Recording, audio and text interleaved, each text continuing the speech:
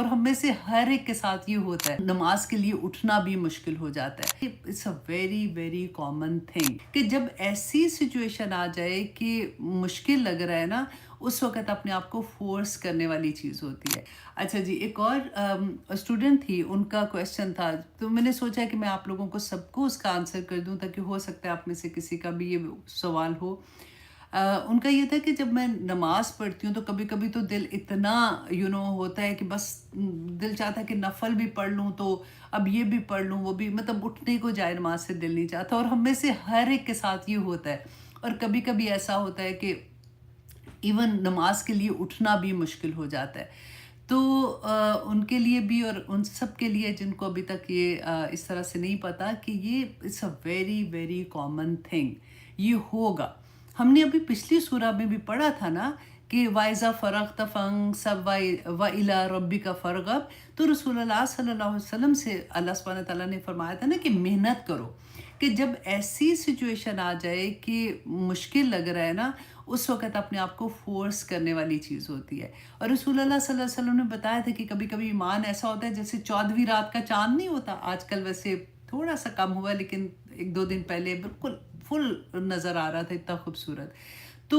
14ویں رات کے چاند کی طرح ہوتا ہے کہ بندہ نیکیوں میں بھاگ رہا ہوتا ہے، اور کبھی کبھی اتنا مشکل ہوتا ہے کہ وضو کرنے کے لیے اٹھنا بھی مشکل ہو جاتا ہے۔ تو یہ ایسا نہیں ہے کہ خدا نخواستہ آپ کو لگے کہ ہائے میرے اندر پتہ نہیں کیا ہو گیا ہے، ہوتا ہے۔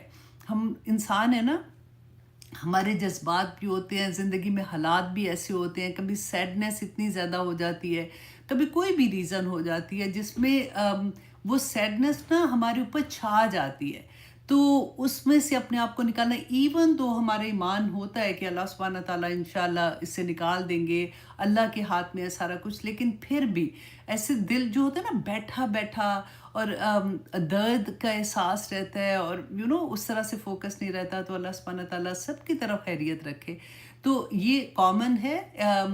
تو اس لیے ایک اور بلکہ حدیث مجھے یاد ہے کہ رسول اللہ نے آئی تھنک فرمایا تھا، اگر حدیث ہے یا پھر کسی صحابی کا کال تھا، کہ انہوں نے کہا کہ جو ایمان ہے نا یہ اتنی قیمتی چیز ہے، تو چور کدھر آتا ہے؟ چور ادھر ہی آئے گا نا جہاں پر مال ہوتا ہے، تو آپ کے دل کے اندر اتنا بڑا مال پڑا ہوا ہے، تو اس لیے شیطان ادھر ہی حملہ کرتا ہے، تو اس کو انشاءاللہ ہم نے روکنے اور روک بھی رہے ہوتے ہیں الحمدللہ۔ تو اس لیے جب بھی کبھی ایسا ہو تو اللہ سبحانہ تعالیٰ سے مدد مانگنی ہے، کیونکہ اللہ سبحانہ تعالیٰ نے، رسول اللہ صلی اللہ علیہ وسلم نے جو صبح کی دعا ہے، جب نماز کے بعد بھی ہم پڑھتے ہیں، اللہم اعنی علی ذکرک و شکرک و حسن عبادت،